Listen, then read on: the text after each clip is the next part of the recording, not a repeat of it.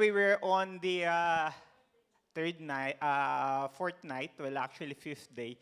Nagsimula tayo doon sa, triumphal entry nung linggo with Pastor Randy, and then followed din noong Monday, cleansing of the temple, and followed by pastoral teaching and confrontation. And yesterday, it was the plan, to betray Jesus by Judas. So yung nakipagkita na siya doon sa mga high priest para planuhin yung pagkakanuno kay Hesus Kristo. So tonight ay mahaba ang narrative na pupuntahan natin because tonight we'll be studying yung the Last Supper and arrest.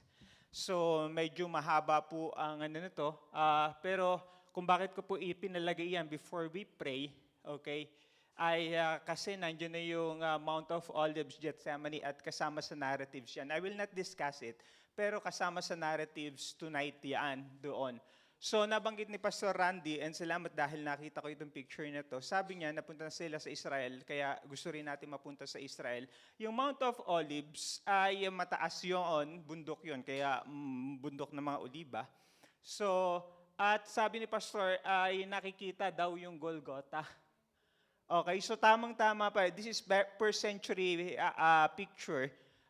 Kaya natuwa ako nung makita ito na minsan nakapag-fellowship kayo ni Pastor Randy. Tunay, nakita nyo ba, ayun si Jesus Christ sa Mount Olives yung number 1. And ano yun ang Golgotha? And Golgotha was outside, the city.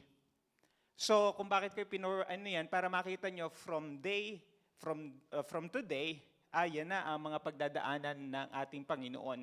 And this is the passion of the Christ. Dadaan na siya, ayan, so papasa sa House of Caiaphas, ayan, Praetorium, and then, yan na, Via Dolorosa. Today is Thursday, at yung pangyayari na i-discuss natin ngayon is Thursday din, naganap sa Huwebes, at kinabukasan ay yun na ngang, the passion of Christ na tinatawag. Of course, yun na, yung pagbibigay niya ng kanyang buhay, para sa atin, sa pagdubos ng ating mga kasalanan. And from Golgotha, ayun yung garden tomb, na kung saan siya ay ililibing. So, before I proceed doon sa teaching tonight, ay gusto ko makita niyan, i-picture natin. And Via Dolorosa, kung makikita ninyo, ay talagang napakasikip na daan, sabi din ni Pastor Randy. At nung makita ko nga ito, ay talaga nga palang napakakipot, so talagang nariyan ang pamilihan. Meron tayong merkato rito, so dadaan doon. So grabe ang tao. So grabing kahihiyan, grabing mocking, and everything na you say it, naranasan lahat ni Jesus Christ yung bagay na yun. So, tonight, inaanyahan ko ang lahat na tumayo. At babasa lang tama na tayo ng and then later on, dahil narrative ito, ay sundan na lang natin yung pag-aaral natin sa Biblia. Sabing ganon, Luke 22, chapter, 19, sabi niya ganon, And he took bread, gave thanks, and broke it, and gave it to them, saying, This is my body, given for you. Do this in remembrance of me. And in the same way, after the supper, he took the cup, saying, This cup is the new covenant blood, which is poured out for you. Father God, you already bless your word, bless your people, bless your servant, and let the Holy Spirit be the one, Panginoon, enlightening the message tonight. I'm just but a vessel, Lord. Hallelujah. Let you be the one speaking through the message tonight.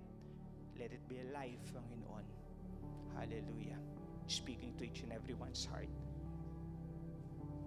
Thank you, Lord, for your passion. Thank you for the love that you have given us. Thank you for the salvation you brought to everyone who believes. The blood of Jesus covers everyone. And we give you glory now. In Jesus' name. Amen and amen. Hallelujah. Palakpakan natin ng Panginoon. Amen. And then, magdidire-diretso tayo because napakahaba po na para po maunawaan natin ito ay ang pag-aaral na ito ay kailangan natin na makita yung synopsis at makita natin ang synopsis nito, of course, by studying the Synoptic Gospel. So, para po maunawaan natin yung topic natin ngayon, so you have to go on to Matthew 26, Mark 14, and Luke 22. Okay? And then, of course, ay sa John 18, okay, para dun sa arrest.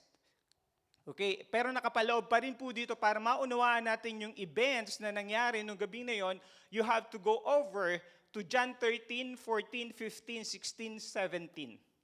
So ganun po kahaba. And of course, sa Corinthians.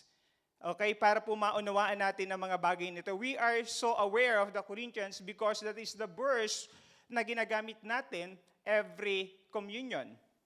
Okay, so, but communion is only one part of this great word, the Last Supper, which came, okay, sa history ng Last Supper, okay, from the Passover, okay, doon sa bayan ng Egypt, okay, doon sa tinatawag na, okay, Exodus nila, before the Exodus. So, ito po ay napakalawak at yung Passover na tinatawag is a shadow, and what is happening in our study tonight is the substance.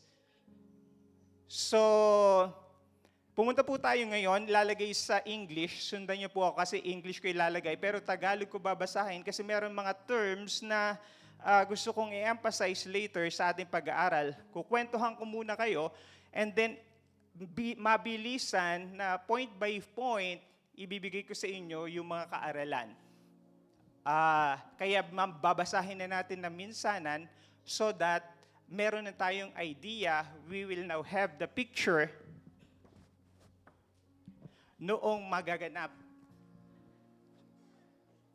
And listen well, because tonight ay kung dadalhin natin yung ating kaisipan kung bakit ipinlash natin yun, so para mas ma-appreciate natin yung word na sinasabi nila, Pastor Chris, kanino, yung reflect, we should reflect.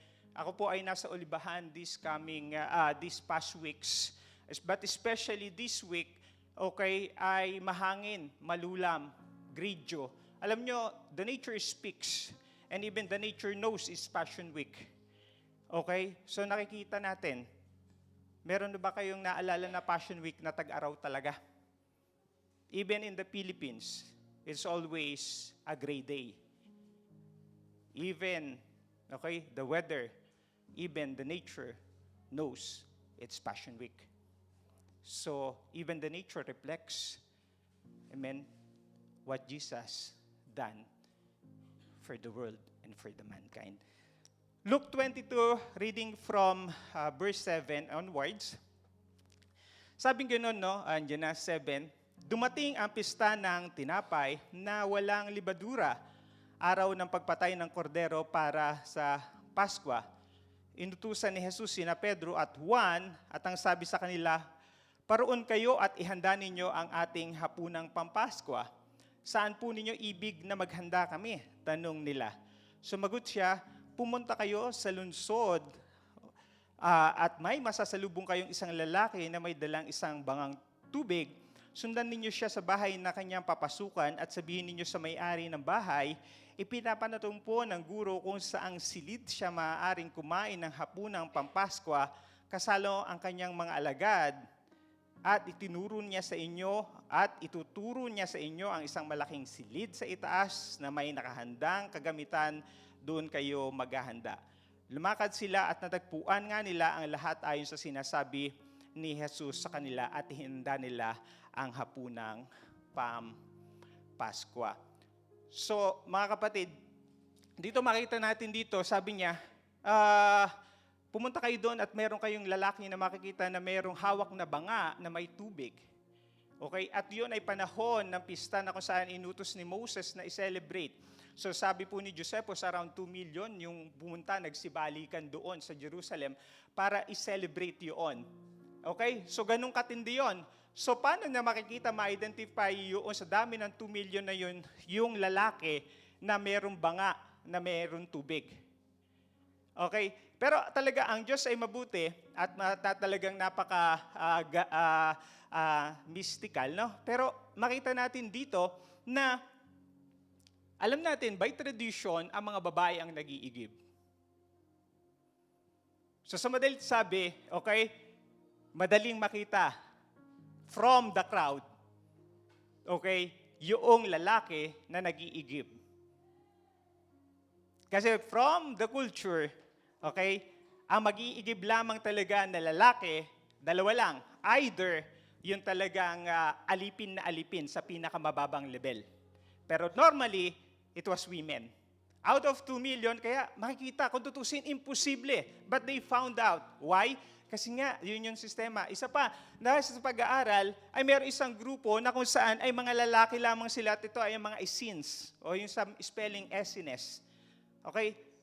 Inano nila sa bulubundukin yung kanilang mga sarili. At karamihan sa kanila, lalaki. So, walang doon, babae, kaya per portsa, sila ang mag-iigib. Okay? So kaya nung makita nila, yun, lalaki. Okay? Yun yung sinasabi ni Jesus Christ. So sundan natin. And then nakita nga, naganap. Okay? Ayon doon sa sinabi ng Panginoon. So let's continue. Nang dumating na ang oras, dumulog si Jesus sa hapag, kasama ang kanyang mga apostol at sinabi niya sa kanila, malaong ko nang inaasam-asam na makasalo kayo sa hapunang pampaskuwang ito bago ako magbata. Sabi niya dito on verse 15, and he said to them, I have eagerly desired to eat this Passover with you before I suffer. Is this the first time they will do Passover with Jesus Christ? No. But this is very, very important because the night after of this event would be what we know the Passion of Christ.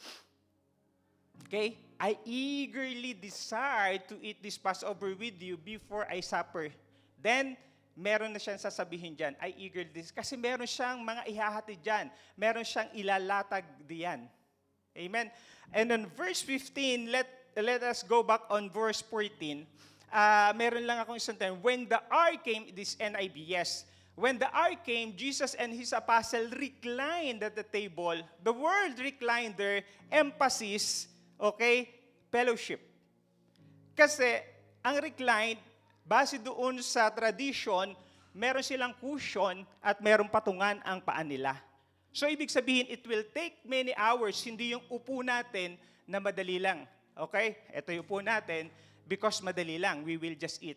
Yung gabi na yon, okay, would be a long night. Okay? Mahaba. Mahaba.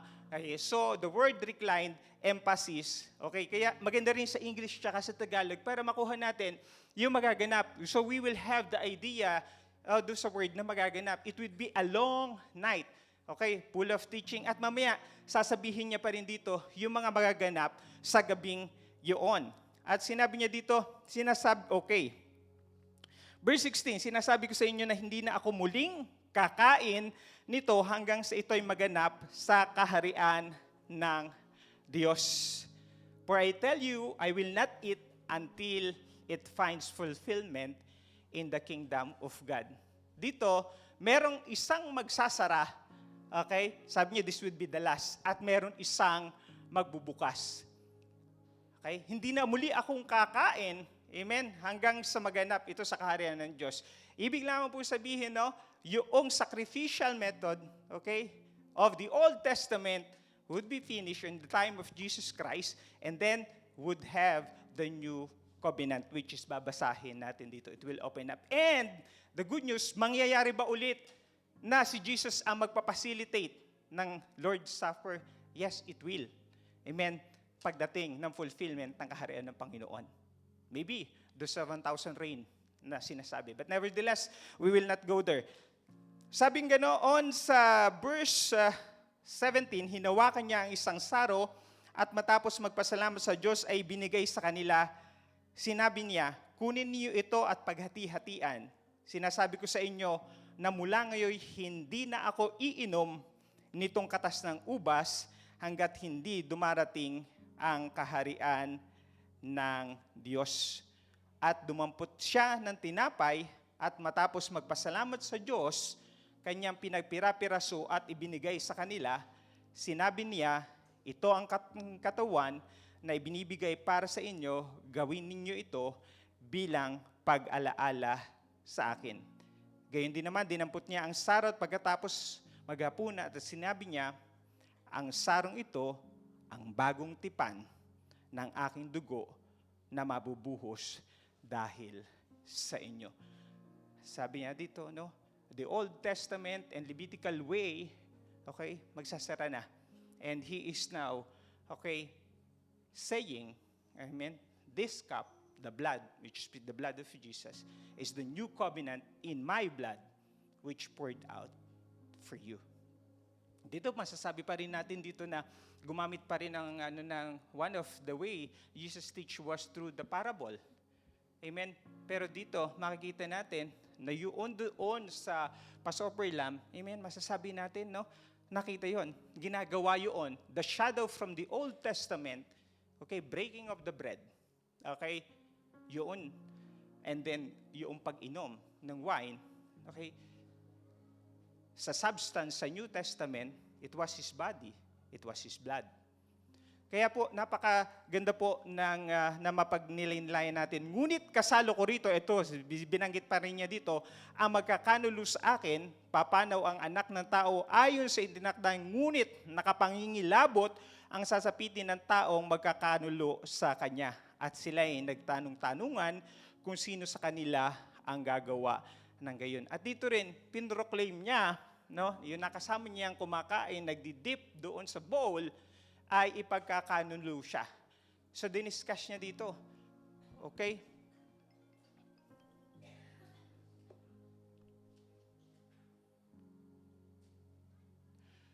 So, anyway, ayan, so, and then, masasabi niyo, makikita natin dito, no? Sabi niya gano'n, is it I, Lord? So siguro, nakarecline silang gano'n, no, sabihin ng Panginoon. Sabi niya, merong magkakanuno isa sa inyo. Sabi niya gano'n, nag-usap-usap sila. Sabi niya, ako ba yun? Ikaw ba yun? So nakita niyo yung confusion doon, nagkaroon ng chaos doon sa panahon na yun. Sabi niya, is it I? Nung ibunyag niya. Okay? Dito, natapos na, diniscuss ni Pastor JR kahapon, yung plano na ipagkanon niya. And I will do it conveniently, sabi niya, doon sa mga high priest na kasama niya. Kasi, okay, yung lugar na kung saan sila mag-ano ng Passover at yung mananalangin si Jesus Christ doon sa John 17 sa Jerusalem, sa Gethsemane, ay sila lang ang nakakaalam. At of course, kasama si Judas doon. Now, mga kapatid, minsan na pagtuturo ni pastor ng Holy Communion, ay nabanggit niya yung table, no? Reclining at the table. Verse 16, they are reclining on the table. Tonight, mga kapatid, we are invited doon sa table na yan. Verse 16, for I tell you, I will not eat until, okay, so verse 16, okay, reclined at the table, so, table. Amen, tonight, imbitado din tayo. Amen, nandito ang bawat isa sa atin, imbitado tayo. Okay, it is more than a meal na may discuss natin. Why? It is more than a tradition. It is a revelation. At this table, we see the heart of Jesus Christ on full display. Number one na gusto din natin, and we will continue, amen, mabilis ito, pero nawa makuha nyo, please take down yung for the sake of time, para makuha natin lahat yung pag-aaral. The table of sacrifice, the new covenant. Ito yun, the table of sacrifice, the covenant. Okay? Makita natin dito, mga kapatid, sabi dito sa his bread, okay, is equal to his body. The cup represent his blood. At alam natin ito, then Jesus establishes a new covenant based on grace, not law. Kaya sabi niya, sinasabi ni Bishop, the New Testament is better than is better testament. Okay? Meaning, the New Testament is a better testament because, okay, the New Testament is based on grace. Amen? The other Testament, which is the older one, based on the law. Kaya napakaganda na maunawaan na nito ano yung sinasabi na new covenant na tinatawag dito. Amen? So, makita natin to. This is His sacrifice. His sacrifice is intentional and personal. Intentional and personal. Alam niya kung anong ipinunta niya. It is intentional. So, it is revelational. Amen? It is with purpose. Yun ang nangyari niyon. Okay? And so, mga kapatid, nawa, makapag-reflect tayo ngayon gabi na ito, sa pag-aaral na ito, na the table of sacrifice, which means the covenant, okay? Let us receive the sacrifice of Jesus Christ with gratitude. Kumusta tayo? Amen? Nagre-reflect tayo ngayon. Nakikita natin yung pagsasakripisyo ng Panginoon, yung ginawa niya sa krus. At mamaya makikita sa mga darating na pag-aaraw. So, let us receive the sacrifice with gratitude. Tanggapin natin na may pasasalamat. And then, pinalaya tayo ng Panginoon, no? From the grace, or we've been freed from our sin through the grace. Amen? We are saved through grace. So, let us receive, okay, the freedom of forgiveness. Whom the Son sets free, He is free indeed. Malaya na tayo. Amen? Sa mga tumanggap kay Hesus Kristo. We are no longer bound on the sins of the past. Okay? Okay? Hindi na. Amen? And we have now the power to say no to Satan because of that freedom. Next, the table of, okay, makikita natin yung Luke 22:19 to 20. Ayan. Luke, ayan, sabi, ayan, Luke 22, okay, 19 to 20. Ayan, salamat media team. Nilalagay niya para makita na po natin yan. Okay, Luke 22:19 to 20 and Matthew 26:28. Pakilagay nga yung verse, basahin natin. Those are parallel. Sabi niya, and He took bread, gave thanks, and broke it, and gave it to them, saying, this is my body, given for you. Do this in remembrance of me. In the same way, after the supper, He took the cup, saying, this cup is the new covenant in my blood, which is poured out for you. So ano pang nangyari doon sa table na yon? Now, the table of service, this speaks about love and humility. Ayan, love and humility. John 13:14 to 15. Pakilagay po. John 13:14 to 15. Sabi po diyan, no, sa pag-aaral natin yan, the table of service, it speaks love and humility. Because, ano sabi? And I will do whatever you ask in my name so that the Father may be glorified in the Son. Amen? So, bumaliktad. John 13:14-15, that greater love has no one than this, that He laid down His life for His friends. Amen yan? Okay, ayan. You may ask me for, that is John 13:14 and 15. Ayan, paki-correct po. Ayan. Okay. That He laid down His life for His friend. Greater love has no one than this, that He laid down His life for His friends. Okay, yun binigay ng Panginoon, yung buhay niya. Amen? Tinuturing tayo, I don't now call you, sabi niya gano'n, no? But I call you friends. Amen? Hindi ko na kayo ituturing na mga alipin, but I will call you friends. Amen? Ayan, now that I, your Lord and teacher, this is yung paghuhugas ng paa, have washed your feet, you also should wash one another's feet. Have you set an example that you should do as I have done for you? Amen? So, ito po yung Jesus feet washing. Okay? Na hinugasan na Jesus wash the disciples' feet. Na nagaano na love and humility. Jesus washes the disciples' feet. The master becomes the servant. And love demonstrate through action. Yan yung pinakita ng ating Panginoon. He is the servant, he became servant, na siya yung master. At ang pinakamatindi po doon, no, yung paghuhugas po ng paa, ginagawa lamang po talaga yun ng mga alipin. Pero si Jesus Christ, sinugasan niya. And He set an example of humility and love. Kaya po doon sa table na yun, naganap po yung mga bagay na ito. Kaya napakaganda po na the table of service. When we say service, okay, we minister. I mean, may ministry ka ba? Okay, if you want ministry, then learn from Jesus Christ. Ministry means service. Ministry means love and humility. Amen? And if we love people, we serve them. Amen? Through actions. The table of betrayal, nakikita natin ito o Matthew 26:21 na sinasabi, merong isa sa inyo na magkakanuno sa akin. Matthew 26:21, and then ilalagay niya din naman na at Luke 22:31-32, mga parallel po ito. Amen? Makikita natin dito na in-announce dito, not just only one, but two betrayal. Judas, then Peter. So makita natin dito na it speaks about what? Amen? Human weakness. Makikita natin dito, yun ay Last Supper. Ito ay celebration ng Passover na sinasabi. But in this very sacred moment, makita natin failure is present sapagkat mayroong magkakanuno. Not only one, but two. Okay, Jesus was being betrayed by Judas and then Peter's denial. Okay, at sinabi. Kaya po makikita natin dito na even yung mga kasama ni Jesus Christ, they fail. So no one is immune of failure. Wala ni isa man sa atin naka-perfect na hindi magkamali at hindi magkasala. Okay?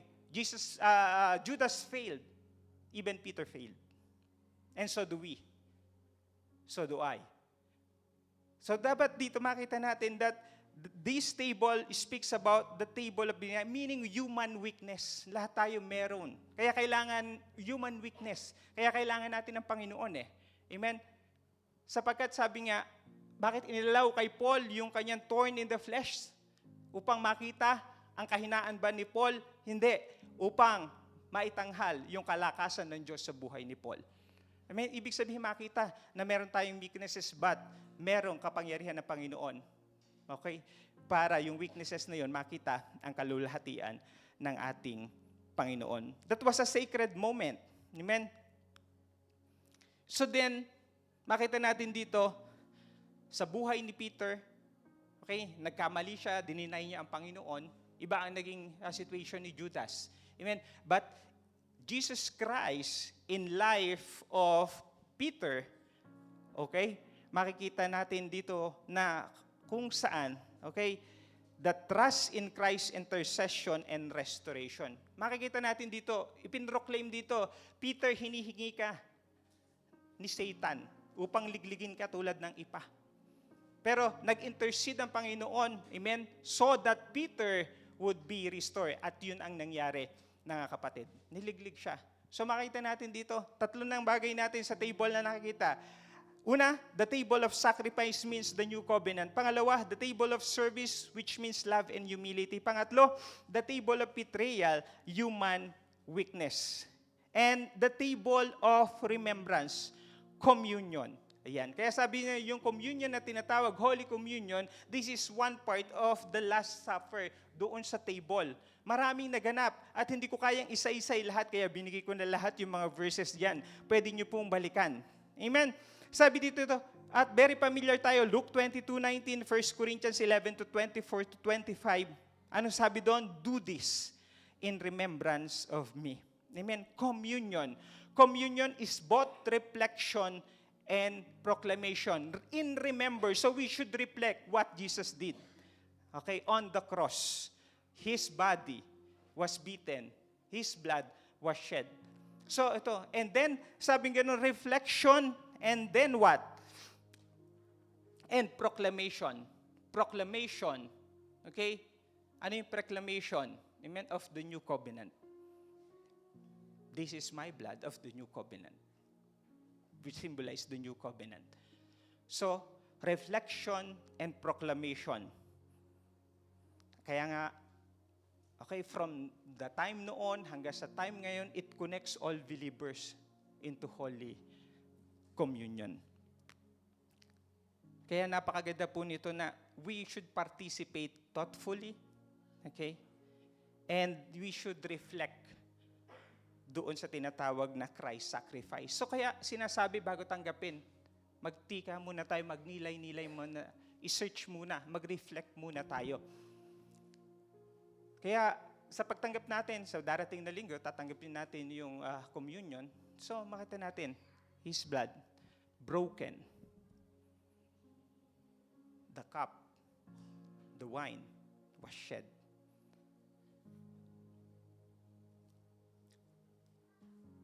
Meron pong pagkakaiba celebration ang araw ng sa araw ang Judean and Galilean. Ang Judean, they celebrated on the temple, on Jerusalem temple. At ang Galilean, which is si Jesus Christ, nag-celebrate sila Huwebes yan. If you're going to look on your Bible, makikita nyo, merong account patungkol doon. And it is Thursday. Why it is Thursday? Ayan. Okay, maganda po na maunawaan natin ang bagay na ito. Okay? Ang Judean, okay, the temple tradition, nagse-celebrate sila, the Paschal Lamb was slaughtered on Friday afternoon. Okay, Friday afternoon. At ang celebration nila is from sunset to sunset. So Friday afternoon, abutin yun ng sunset to sunset. So 6 p.m. yon. So abot na sila hanggang Sabado. But in Galilean tradition, which is ito ang ginawa ni Jesus Christ, okay, they frequently use sunrise to sunrise calculation. So sila nagsimula ng Thursday evening. Okay? So Thursday evening and then matatapos sila ng Biyernes. So makita natin communion, do this in remembrance of me. Do this in remembrance of me. Kung maunawaan natin dito, yung Thursday at Friday, kailangan mag-celebrate. Bago masimulan ang New Covenant, kailangan may matapos. So kailangan muna siya makapag-celebrate ng huling Passover based on the Old Testament. And then, okay, yung mangyayari after nun, that would be the New Covenant. Friday. Anong significance nito? Pastor, anong ibig mo sabihin? Sabi ko nga sa inyo, parang parable yun. I-break. This is my body, sabi niya gano'n, which symbolizes my body, it will be break. Kasi kinabukasan, hahampasin na yung katawan niya. Huwebes yun. At nung kumakain, nagbe-break sila, kinakain yun symbolically. Pero bukas, siya yun, yung katawan niya. Umiinom sila symbolically. Hindi symbolically, pero bukas yung dugo niya ang ibubuhos para sa sangkatauhan. Symbolically, kumakain sila ng lamb, pero bukas siya yung lamb na i-slaughtered. At alam nyo, Friday, doon pa lang, 3 p.m. usually, doon ini-slaughtered yung mga Paschal lamb na tinatawag sa temple. Pero alas 3 ng Friday, si Jesus Christ, He was already slaughtered. Ito ba ang mga pag-aaral na ito at mga pangyayari na ito ay nagkataon? No. Kailangan nyo munang i-celebrate yung Passover to close. And then He will be the one, the perfect lamb, at the sacrifice, the innocent one, doon sa Friday na yon. And there will be no more sacrificial offering because He will be the new covenant. And that's the Holy Communion. Kaya mapapansin natin, aksidente ba yun? No. Because lahat ng ay instituted by the wisdom and the knowledge of God. Para walang ma-violate. He came to fulfill the law. Amen? So yun po ang naganap at nangyari doon sa bagay na yan. No. So, the table of remembrance mean the communion. And the table of unity, fellowship. John 17 is the priestly prayer. This is the Jesus prayer na tinatawag.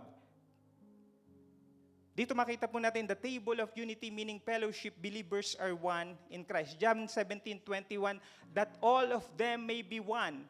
Father, just as you are in me and I in you, may they also be in us, so that the world may believe that you have sent me. Makita natin itong desire, share one table despite differences. Tulad natin, magkakaiba tayo. May Batanggenyo, may Tarlakenyo, may Kapampangan, may Ilocano, name it. Okay? May Democrat, may liberal. Minsan nagkakatalo-talo tayo sa politics eh. Pero doon, isang table. They are united. Doon sa kaganapan na yun. They are united. Kaya doon sa panalangin ni Jesus Christ, one of the center ng kanyang panalangin is unity. Okay, makita natin, kasama po yan sa kaganapan nung gabing yun. Fellowship reflects God's love to the world. Okay? So, fellowship, makita natin dito, no, iba-iba. Yun ang example. At gusto niya, amen, do this as often. Okay? In remembrance of me. Kaya mga kapatid, no, yung iba ginagawa yon once a month tayo, every once a month. Yung iba, okay, ginagawa nilang mas madalas. Yung iba, mas less. Yung iba, once a year lang. Tulad ng mga kaganapan ngayon, once a year lang. Pero sabi niya, do this. Every time you do this in remembrance of me. Pinapakita dito yung fellowship. Okay? Jesus, amen, though He was God, amen, He fellowship with the common people. He fellowship with the sinner. Amen. Because He came to seek and save the lost. So ito yun, unity. Amen. He wants every people to be united. Amen. Through Him, through Christ Jesus. Amen. At the table. So every time na makita natin yung table, okay, maalala natin ang mga pangyayari na ito, na kung saan there is the table of sacrifice, meaning the new covenant. There is the table of service, which speaks about love and humility. There is the table of betrayal, meaning we have human weaknesses. And then the table of remembrance, the communion with God. Amen. And the unity. The table of unity, meaning fellowship with the brethren, being Christ as the head. And we are part of the body. Now, makikita natin yan ang nangyari. And then came yung arrest. Okay, marami mangyayari dyan. May prayer at Gethsemane. Okay, may teaching sa John 13:4. Nangyari lahat yon. Kaya inano ko kanina, they reclined. Kasi marami silang pag-uwi. It will be a long, long night. Amen? And then dumating yung time na kung saan oras na. Okay, sabi kay Judas, then go on. Do what you needs to be done. So, umalis siya, and then the arrest came. So, ito yung di-discuss natin and we will be done. Pero, makita natin dito na para po maunawaan natin, amen, isn't enough, hindi namin kayang isalaysay lahat dito. Kaya, kung gusto nyo matunghayan, binibigay po namin yung mga synopsis, okay, ng mga pangyayari so that sa bahay natin, mamaya, bago tayo matulog, pag-aaralan natin, okay, yung mga bagay. Okay? Kung gusto nyo makita talaga yung mga pangyayari, okay, yung binasa natin kanina, sa Luke, okay, sa Mark, sa Matthew, yan yon. And then sa John, kung ano yung mga itinuro niya, chapter 13, 14, 15, 16, 17, and now, chapter 18 is the arrest. So, ano nangyari dyan sa arrest na yan? Okay? This is the arrest of our Lord Jesus Christ in the garden. Amen? This seems to be a moment of darkness, but in truth, it is of divine purpose. What looks like defeat is actually the unfolding of God's redemptive plan. Parang nakakaano kasi yung hari na sinalubong doon sa na nagsabi, Hosanna, save us, save us, save us. Tapos ngayon makukulong, mahuhuli, maaaresto. Parang madilim na yugto, pero sa totoo lamang, that is the very fulfillment of God's redemptive plan way back in Genesis 3:15. Amen? That is the greatest redemptive plan start of the Lord when the fall of man happens on Genesis 3.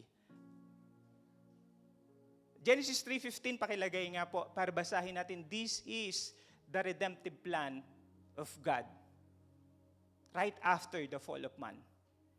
And I will put enmity between you and the woman, and between your offsprings and hers, and he will crush your head, and you will strike his heel. Naganap ba ito? Yes, partially. Amen? Doon sa cross na sugatan, yung talampakan ng Panginoon. Amen? Pero darating yung fulfillment yan on the second advent, on the second coming of Jesus Christ.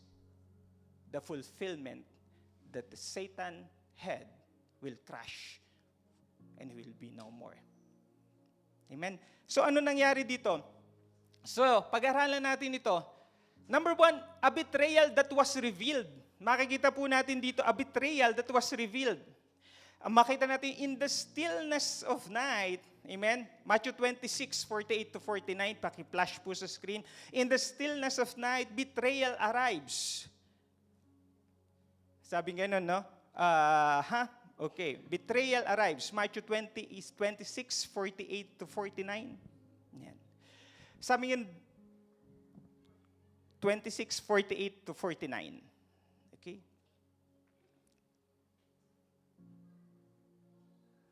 Ito po makikita natin dito, betrayal arrives not with violence, but with a kiss. Okay?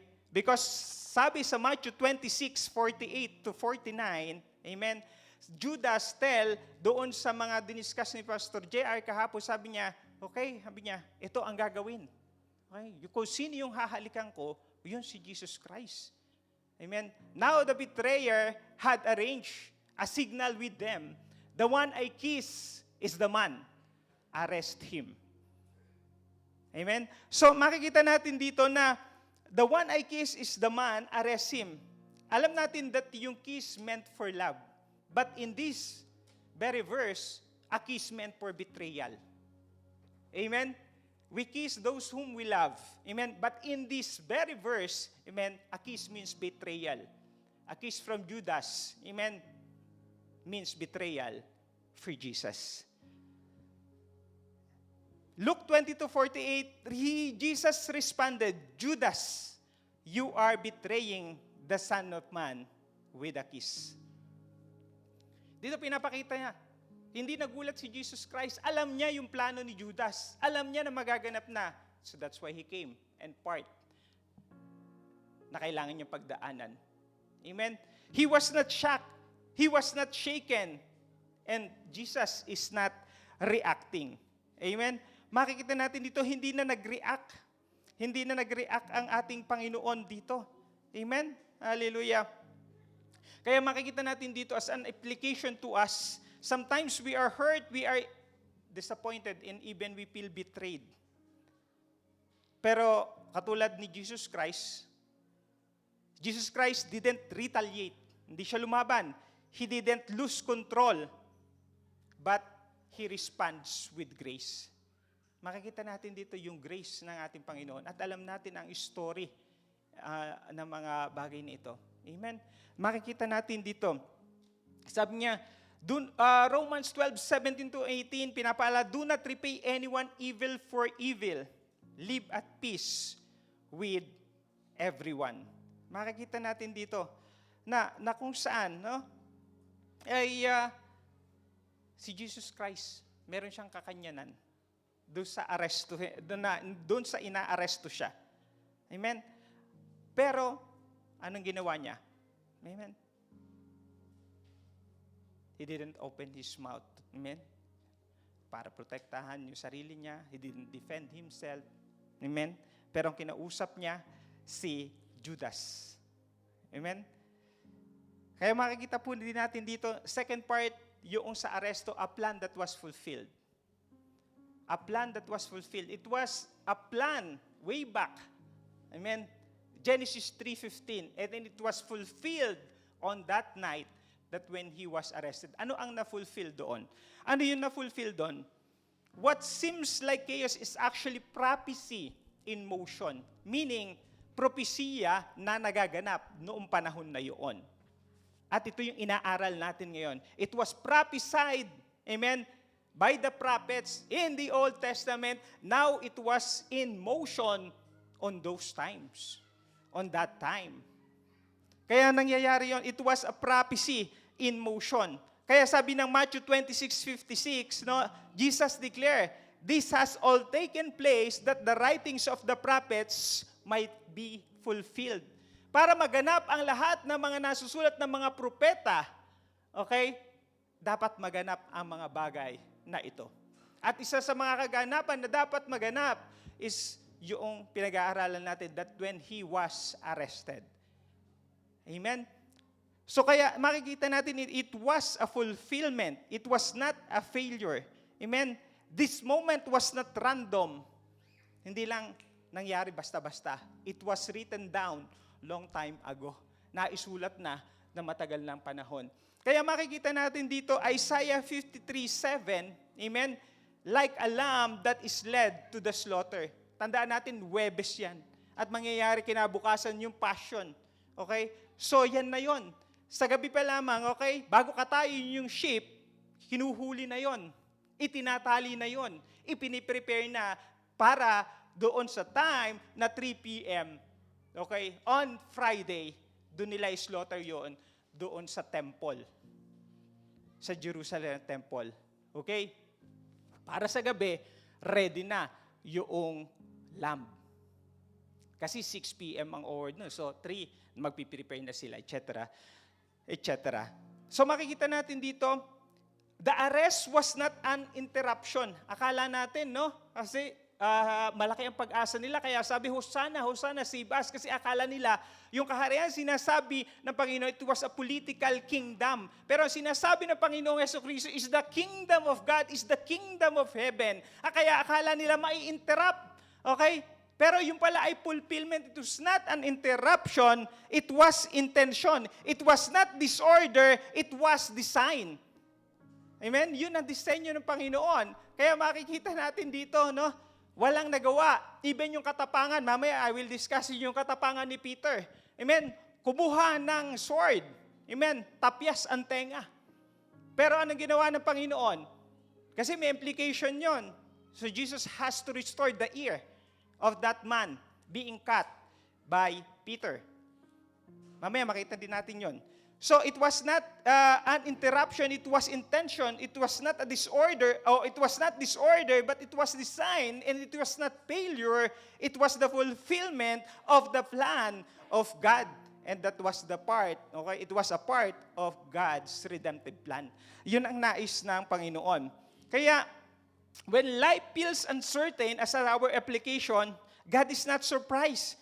Kung may sitwasyon ka, hindi nagugulat ang Panginoon. Ang kagandahan, God is not also absent. Naroon siya, kasama mo siya.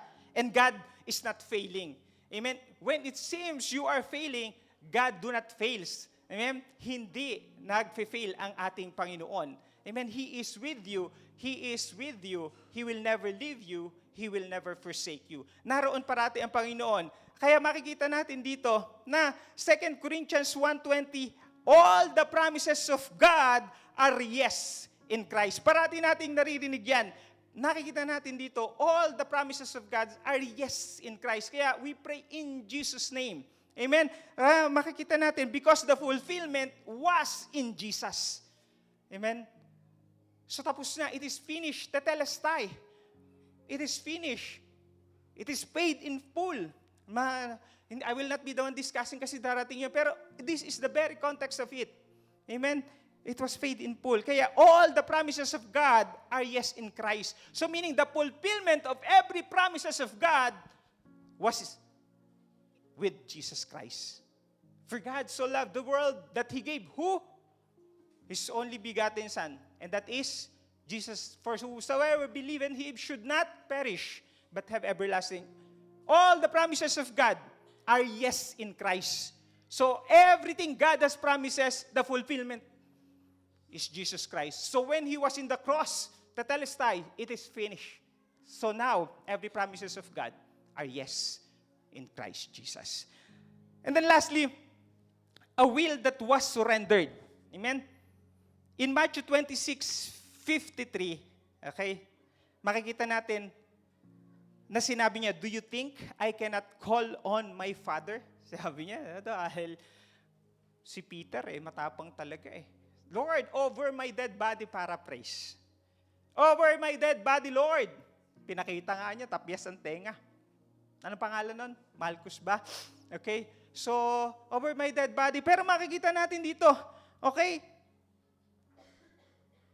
Jesus willingly submits.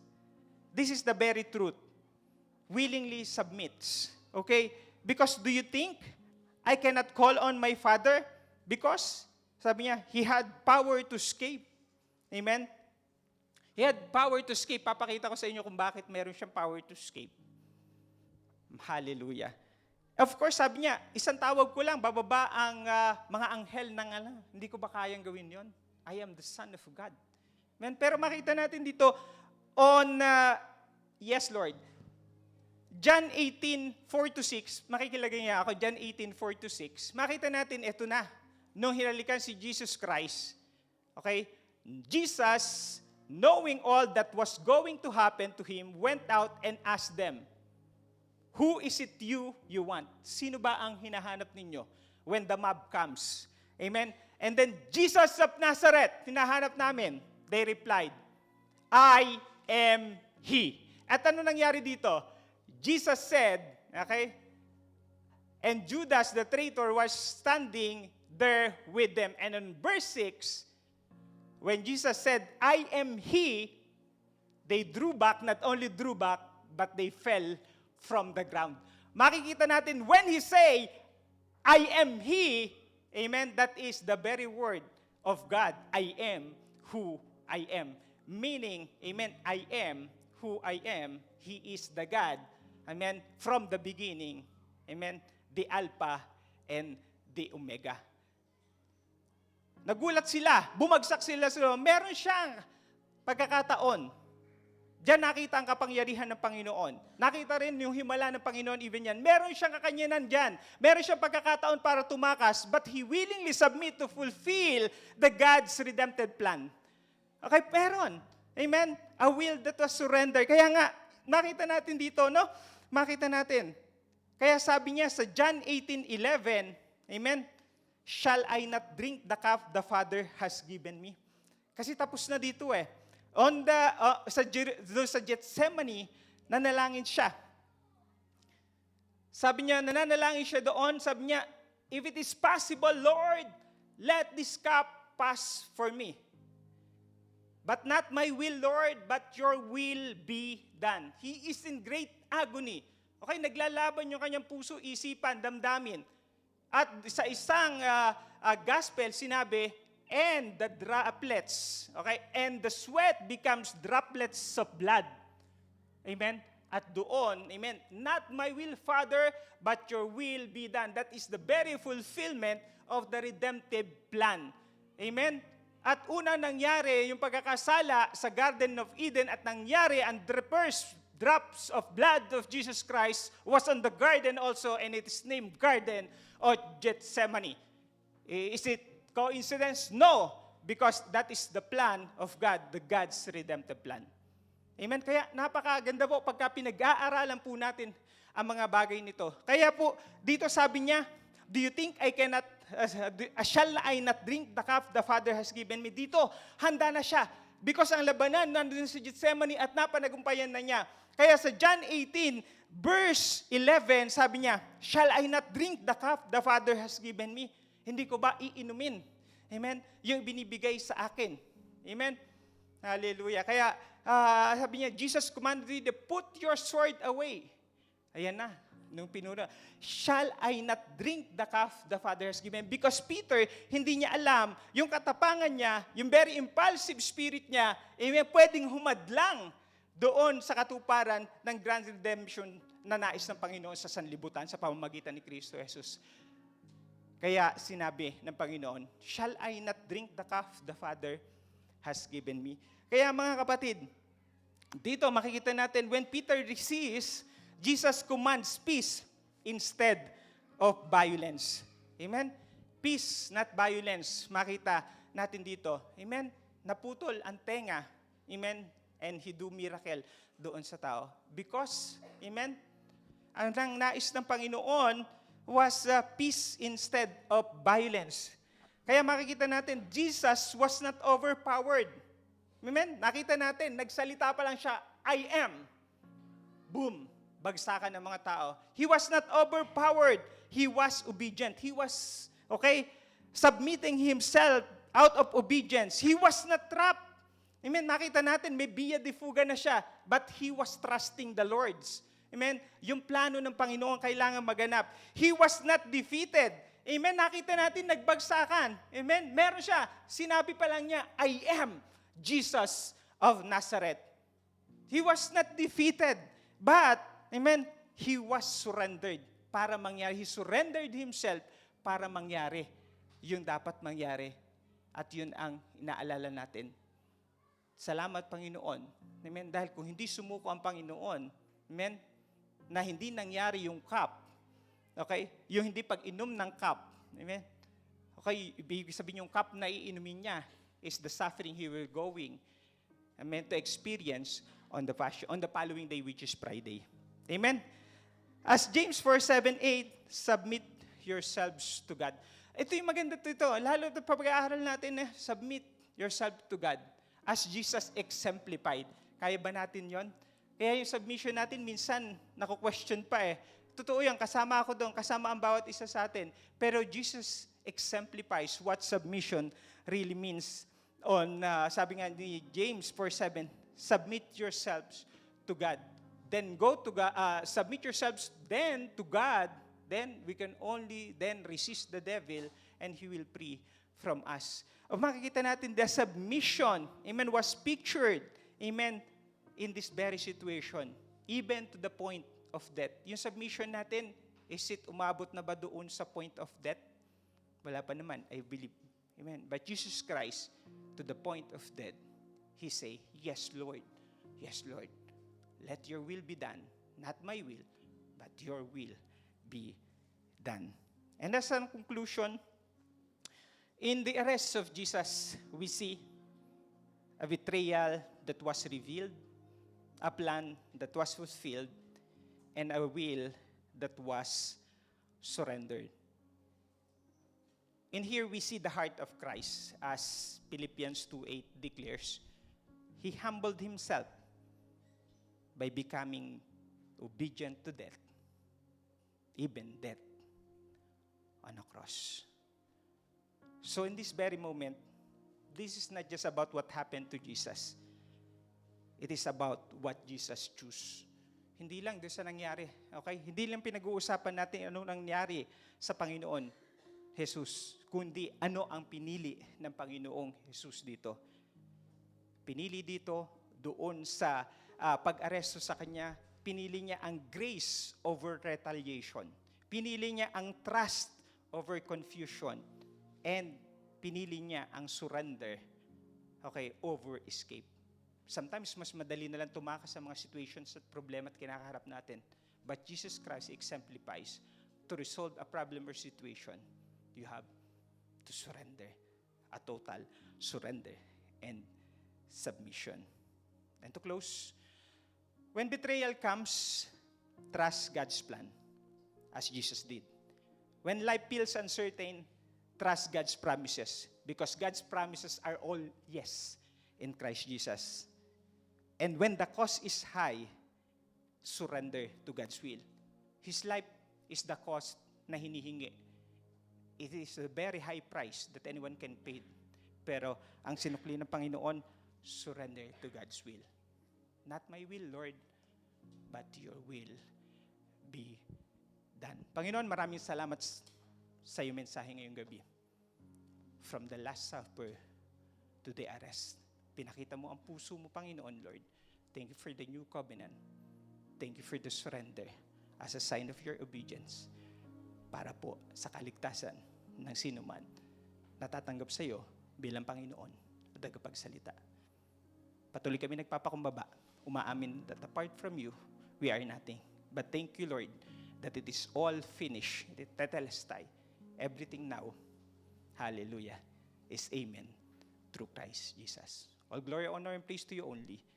In Jesus' name, amen and amen. Palakpakan natin ang Panginoon as I call on Pastor Randy.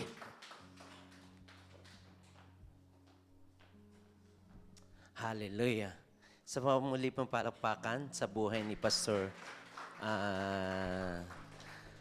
Bailon. Are you blessed? Say amen. Wow. So ilang night na nga tayo? 4 nights and 5 days. Ano? Ayan. To God be all the glory. Sino nga yung from Monday to Thursday? Ayan, taas nga ang kamay. Yan. Ang Tuesday to Thursday? Yan. Tapos, Wednesday? Wow. And last, sino yung nakakompleto na? Wow! Isang ang palakpakan sa Panginoon. Hallelujah. Kasi napakaganda po kaya nga Passion Week, it is our passion. Ano? So, ito ay nagre-reflect kaya napakaganda. The Last Supper, the table ang pinakita, the table of sacrifice, the table of service, the table of betrayal, the table of remembrance, and the table of unity, which is fellowship. Kaya mga kapatid ko sa Panginoon, get ready naman sa araw ng bukas. And I believe marami kayong nakuha, ano? As a final word, the Lord's table is a declaration also of the gospel. It reminds us that Jesus died for us. It assurance that we are forgiven. Wala akong palakpakan sa Panginoon.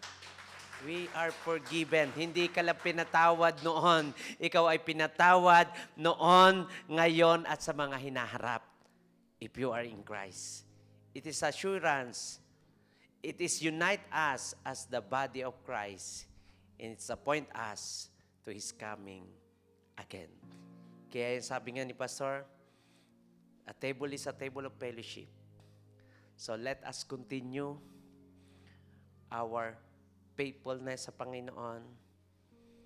Remember His sacrifice, remember His service, and walk unity as a remembrance of His suffering. Tayo po'y tumayo. Hallelujah.